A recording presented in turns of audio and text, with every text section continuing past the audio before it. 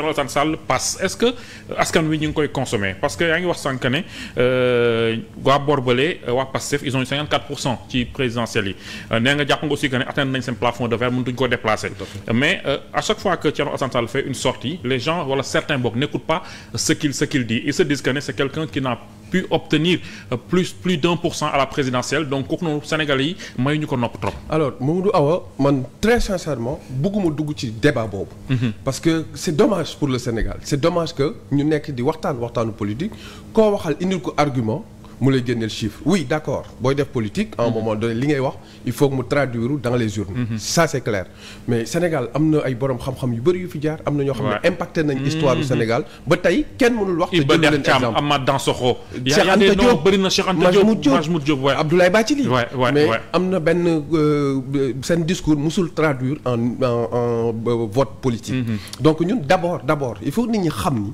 On est rentré en politique par conviction. dañu gëm li ñuy def gëm réew mi bëgg réew mi li koy wane mooy ma waxaat ko encore une fois je veux pas ramener le truc à moi je parle pour la République des valeurs. Mais dama ñëw pour dëj waruma woon ñëw def politique. Mais ba dama xam ni réew mi est au-dessus de tout. loolu moo tax ma ñëw loolu mooy Thierno Alassane Sall donc ñi nga xam ne amuñu argument pour répliquer si li nga xam ne moom la ñuy wax parce que gis nañ temps yi passé yëpp lu ñu génn. Pastef tegal nañ leen ay éléments yu leer si table bi mënuñu si tontu. Donc diversion la ñuy def donc loolu ñuy wax di saboter ci réseaux sociaux yi di génne ay résultats 0% di génne ay résultats benn député mais benn député face à 130. gis nañu loi wu amnistie bi. il a tenu haut la dragée. Donc yooyu pour man ay waxu kasaw.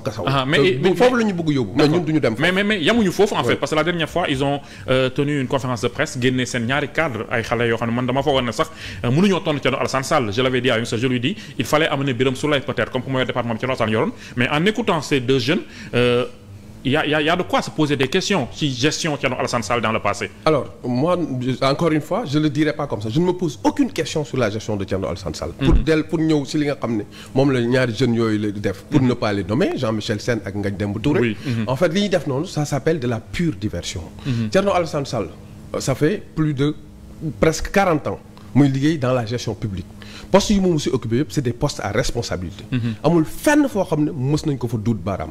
li ñuy def en fait c'est de la communication politique moi ma spécialité moom laa jàng communication politique. nee nañu li ñu wax c'est des chiffres à l'appui. maa ngi ñëw il a fait perdre au Sénégal des centaines de milliards. maa ngi ciy ñëw di woo Sénégalais yi nga xam ne am nañ xel di xalaat yow koo xam ne mu ngi gérer suñu pétrole mu bañal Total ni signature contrat boo xam ne bu ko signé woon comme Sénégalais yi ni ñuy def njuuj njaaj il a 200 milliards de dollars dans sa poche.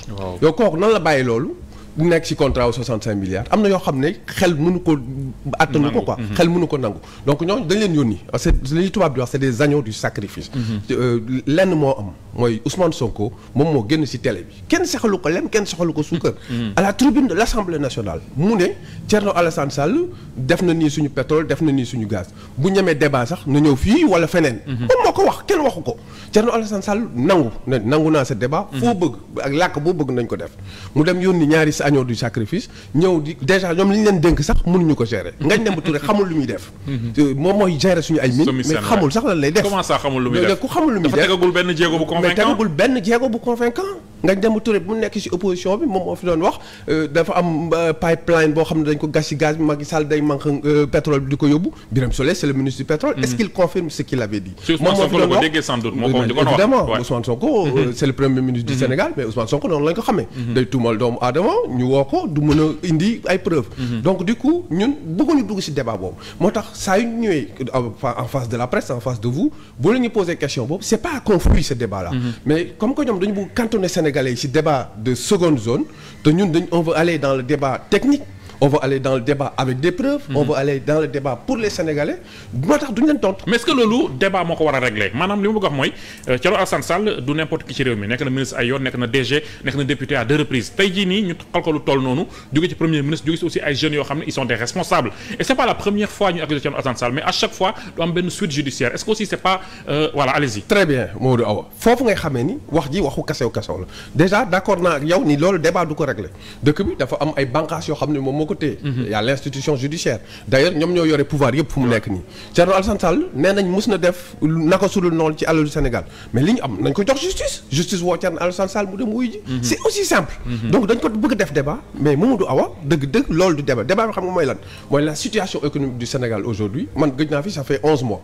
bi ma dellu see ñi may waxtaanal ñëpp parce que j'ai fait exprès damay dugg incognito ci taxi yi ci Ndiaga Ndiaye ñëpp dañ naan réew mi doxul. ñi nga xam ne dañu votel Pastef xam nañ ni seen électorat c'est l'électorat populaire mooy cag-cag bi mooy taximan bi mooy menuisier bi mooy maire bi jaay gerte caag waxtaan naa ak ñëpp santé comme étant des frustrés en fait mais des frustrés voilà ñoo xam ne des marginaux exactement pour mu nekk nii dañuy rëccu mais sénégalais noonu la mel dafay ñëkk en fait commencé nañ ko rëccu mais ñemewuñ ko wax mais grawul def nañ seen choix parce que amoon nañ na ci ñoom yaakaar tas na mun nga dellu ginnaaw. léegi man maa ngi woo Sénégalais yi nga xam ne leer nañ. dellu ginnaaw mooy lan. maanaam Sénégalais yi nga xam ne leer nañ ni Pastef fi mu ñu jëmee ndox du fa am. li tubaab di wax on va droit dans le mur ñu jàkkaarloo ñoom wax leen dëgg nee leen fi ngeen jëm ndox du fa am. am na ñeneen ñoo xam ne ils ont un discours plus tempéré.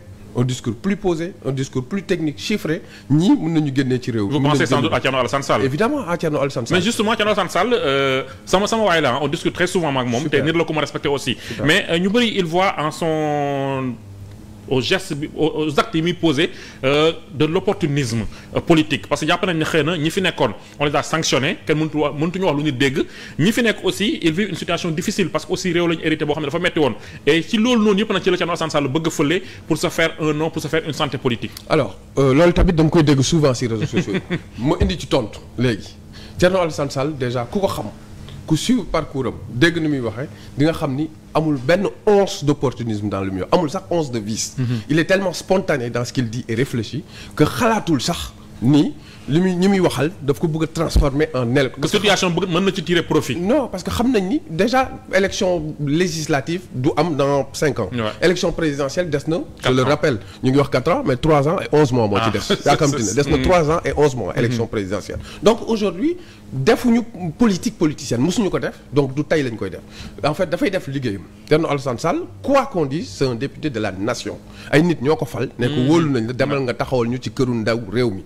donc taxawaay bi mu fa am boo xoolee 130 députés bokk na si ñi nga xam ne députés yu gën a am taxawaay bi kii bi commencé ba léegi donc ñun foofu la ñu nekk en fait Sénégal la ñuy liggéeyal ñun nekkuñu di xool dans le rétroviseur wala ñu xool sur les miroirs yi nekk si côté bi en fait li ñu xool mooy li nekk suñu kanam dëgg la li nekk suñu ginnaaw passé na mais Pastef loolu mooy taaram parce que saa yoo ko waxee li doxul li nekk si ginnaawam lay xool danaan Macky moo ko def du ñun Macky la dañu hérité dëkk bu dëkk d'accord ñun bokk nañ ci ñi nga xam ne xeex nañ Macky loolu yëpp d'accord nañu mais boo nekkee responsable ñu jox la ay responsabilités da nga war a quitter le terrain de la communication de la politique politicienne à la petite semaine loolu la Pastef di def seen conférence de presse boobu ndaw ñi def loolu lañ fi jéem a def en fait tu dois montrer que tu es aux responsabilités nga poser ay actes ne économie bi fii laa leen jëmee en fait parce que quand tu n'as pas de cap en fait le cap il est profitable que ñi nga xam ne les vents sont profitables que ñi nga xam ne dañuy poser cap donc waxuñu wax Sénégalais yi fii lañ leen bëgg jëmee présenté nañu wax nañ ko à travers le voilà présenté nañu fii lu tudd référentiel Sénégal 2050 bi ñu ko defee boobu ba léegi déggaguma ñu décliné ko si benn secteur boo xam ne nee nañ li Sénégal 2050 dégg naa New Deal technologique et cetera mais photocopie lañ def New Deal technologique dégg naa agriculture effectivement ils ont fait la photocopie du PSE mun naa leen ko démontrer ni photocopie PSE donc aujourd'hui le PASTEF en fait ils sont encore à l'état de l'opposition le projet mais effectivement ils sont encore dans l'état de projet il n'y a pas encore de concrétisation. yaa ngi wax sànq ne